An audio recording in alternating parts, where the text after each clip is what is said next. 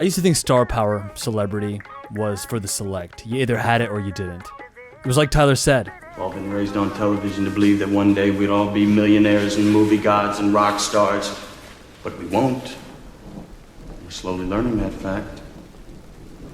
And we're very, very pissed off. Usually I'm with Tyler, but I think in this case he was wrong.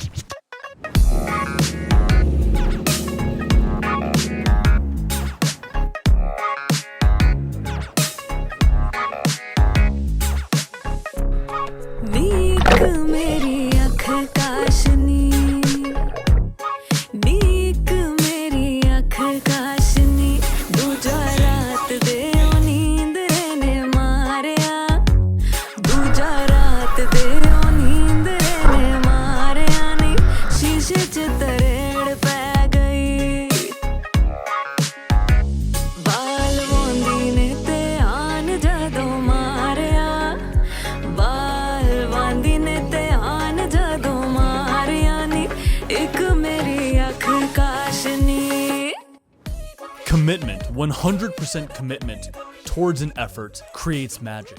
It makes someone extraordinary. Back in the day, we had talked about this concept of heat on one of our podcast episodes. Heat is a Hollywood term that describes someone with a certain star power, je ne sais quoi, just something about them, a sense of aura, delight, majesty. And we used to think that perhaps heat is this etheric quality that's only available to a select few. You know, you're either a star or you're not. You either got it or you don't. And now I've come to realize and come to believe that actually star power, heat, it's available to so many people.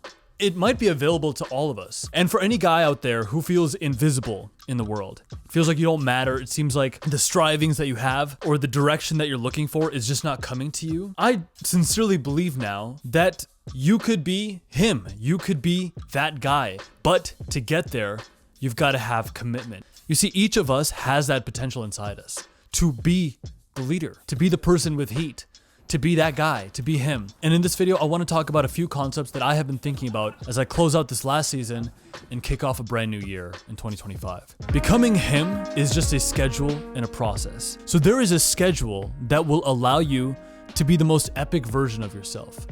And in any given season of my life, that changes just slightly. But I now have come to realize that if I devote myself fully to my schedule, and if I do the things that are on my schedule as best I can, then great things happen as a result. When I was working on River Rats Part 1, there were so many shoots that I didn't want to go to. I just didn't want to try because I didn't know how the logistics would play out. I didn't know if we were prepared enough. I just didn't know if this thing I was pursuing would generate any meaning. Same with the Iron Man. I would say perhaps for the first month and a half of trying to attempt this swim, I would find myself muttering under my breath that I'm just terrible at swimming. There's no point to this. I'm not going to be successful. It felt like no progress was being made. But I made a schedule and I gave myself a commitment to do certain things at a certain time of day. And eventually I was able to cross that line. Eventually I was able to get to the other side of that. When you have an ambition, there is a schedule that is tied to that ambition. And it could be anything at all. Anything you want to pursue, there is a schedule that you need to try and honor on any given day to live up to that ambition. If you want to be a YouTuber, at some point you have to sit down and record a video. Whether you feel like it or not, you have to make the attempt to get the right words out there. If you want to be a director, at some point you got to sit down and you got to write, or you got to pre-production, you got to hire talent, you got to do something when the schedule demands to move you to the next leg. So what is it that you're working on in this season of your life? If you don't know, take a look at what the last 3 months have brought you and ask yourself, what has given me a return on investment in these last 3 months? What in this last iteration of time has shown me any kind of promise? Now, how can I build upon that? How can I demonstrate greater commitment? Just to give you an example of how I'm breaking this down into my own life, my direction right now is working on River Rats Part 2 and attempting the Ironman 73 for a third time. I've done that race twice now and I've DNF'd twice. There will not be a third DNF. I'm going to figure out all 3 legs of the race in this next season of my life. Same with River Rats. I need to figure out a way to promote the first iteration, get funding for the second part, and complete Part 2 by April of this year. And so as scary as it is, there's a schedule that I need to work on, that I need to live up to day in and day out to honor that. That means that for most days, my schedule will demand 2 workouts a day: swim sessions, bike rides, strength training, running. For River Ads, I gotta write regularly. I need to set up meetings and talk to my co-writer, Brian Griffiths, to work on the next iteration. But I can promise you this, I will live up to those new demands. I will live up to that new schedule, and you will see me put in the work day in and day out to get to that result. What is that schedule for you? How do you need to structure your day to pull out the best from yourself? Do an exercise where you sit down one evening and before the commencement of the following day, ask yourself, if you were the best version of you, if you were your ideal self, what would the following day look like? You could be a really feeble person. I mean, you could be completely useless. You could have low self-esteem, low self-worth, whatever it might be. Even for your own current positioning, you have potential, right? There's something you can do. There's a way you can structure your life that following day that will have meaning, that will have significance. So write down what that is, and then just for one day, try to live up to that in full. For one day, give it your all to live up to the bounds of that schedule. And I promise you, when that day concludes, and if you really do give it your all, you will be transformed within that day. Wallace D. Wattles wrote The Science of Growing Rich, and perhaps the most profound line in that book is this idea that one should do all that can be done each day. It's crazy how happy you feel when you give it everything you got. Every day. You go all in on every single day. You don't treat that day lightly. You don't treat it as something that you just have to get through. You don't treat it with some sort of level of complaint or anything like that. No, there is gratitude for our existence. There is a gratitude for life. And if you approach that day with that mindset, you will become that guy. You will certainly become someone worthy of admiration, and you'll have that effect, that spotlight effect on you, where people take notice of you because you just went that hard. The second idea I want to talk about in this video is get an in-body scan done once a week. An in-body scan is sort of like a more imperfect but quick way of getting a sense of your body's composition. Where if DexaFit is perhaps the most accurate way to know how much muscle mass you have, what your body fat percentage is. In-body is something that's really quick. A lot of gyms have these machines where you can just hold on to 2 rods and then get your body fat levels tested. For me, my local supplement store has one of those machines and they let you use them for free. The nice thing about these machines is that even though they're globally inaccurate, so if it tells you that you're 13% body fat, you might not actually be a true 13% body fat, but it is relatively accurate. It's locally accurate. So if you were 15% on your last scan and 13% on your next, you can know that at least you have gotten probably 2% body fat leaner since your last testing. And I had put off getting my body fat levels tested for some time, but I went back the other day and I did a scan, and it was good to get a gauge of things. According to the machine, my skeletal muscle mass is 82.7 pounds and my body fat percentage is 13.5%, which is on the higher end for me in this season, in this era of my life. And it just, put things into perspectives. It gave me a relative understanding of where I was at with my body composition. It gave me an understanding of how seriously or not seriously I've been taking my diet these last 8 or 9 months. And the result of that, I've lost some muscle mass, I've gained a little bit of body fat, but having done the scan, I now feel determined and motivated to sharpen things up, to clean up my diet as much as possible. And the funny thing is, when you simply measure something, just taking note of the metrics makes you improve in that area of life.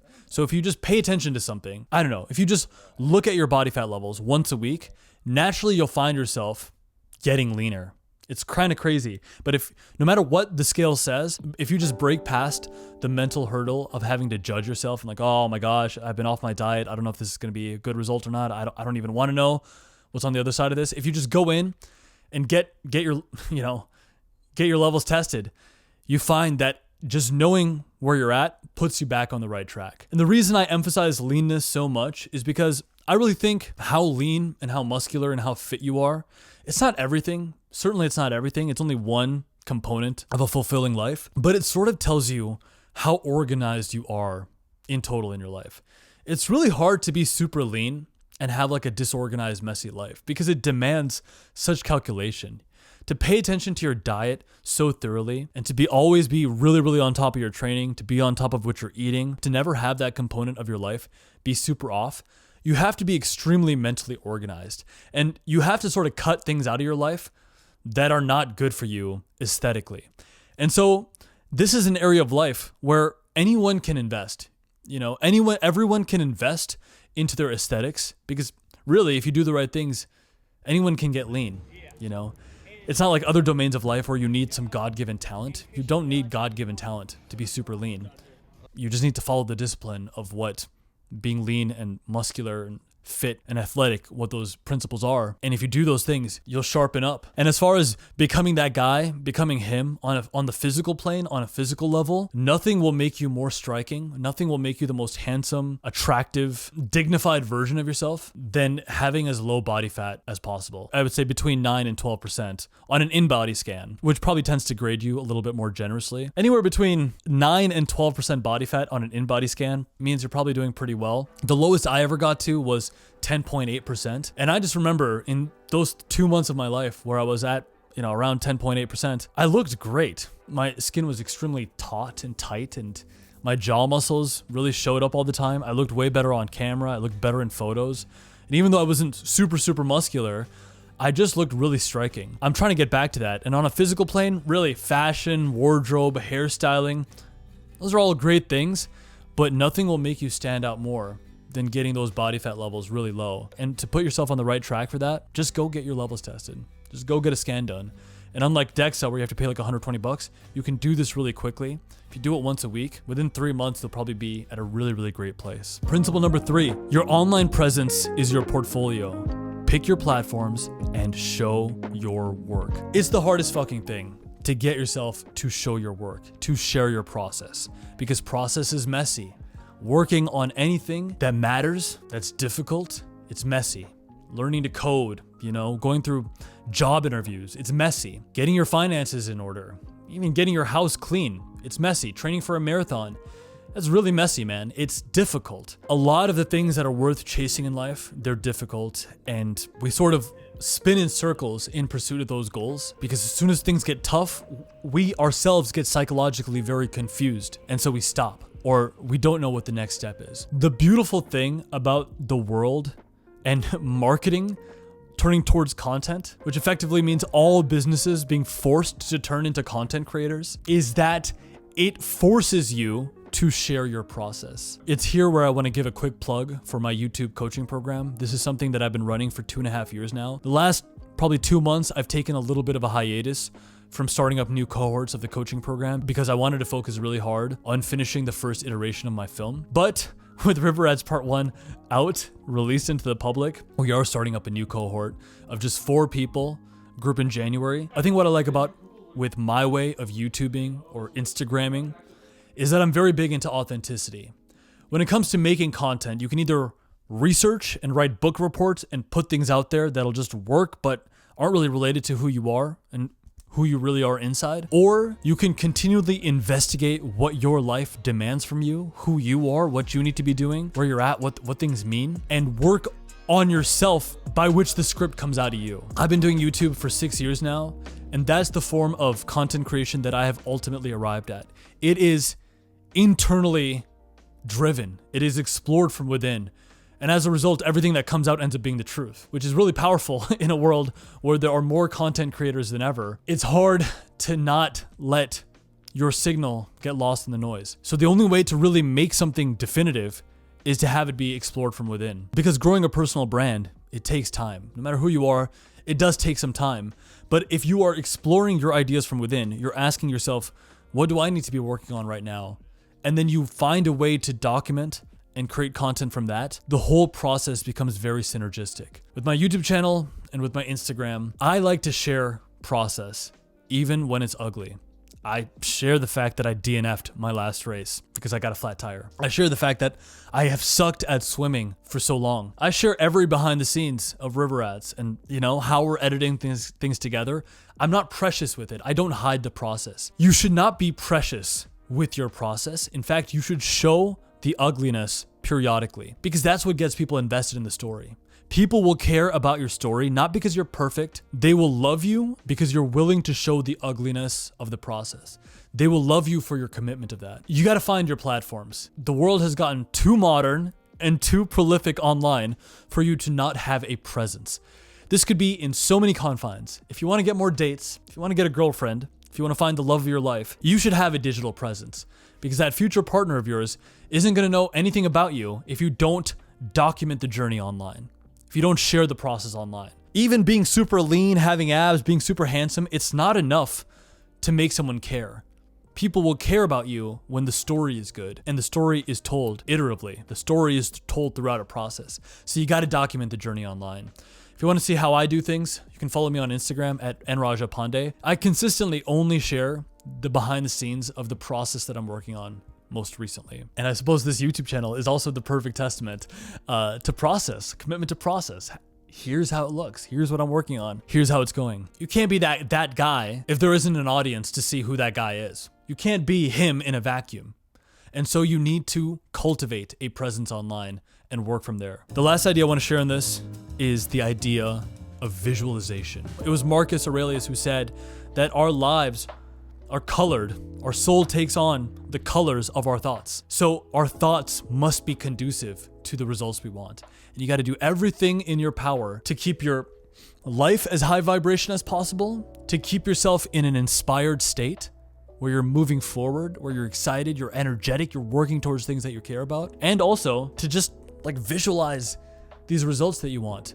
If you want a six-pack, visualize that six-pack every day. One thing I'm working on in 2025 is using my film project to get myself a Hollywood agent. Finally, after 7 to 10 years of trying to do so, finally using my portfolio to get an agent in like the top 20 agency agent in the industry. I'm visualizing these results day in and day out. Even when it feels impossible, you got to just see yourself doing the work. You got to see yourself visualizing the process. A lot of great men or people who were at their prime, they were at their peak for a while. When they're at the height of their efforts, the height of their career, they would talk about visualization all the time. I'm thinking about Conor McGregor.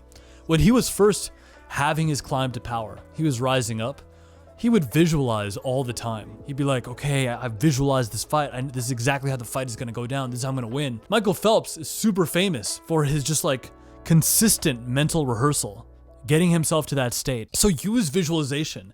If you can't find hope in external reality, you can't change external reality right now, just start in your mind. It's like you're being paid to daydream.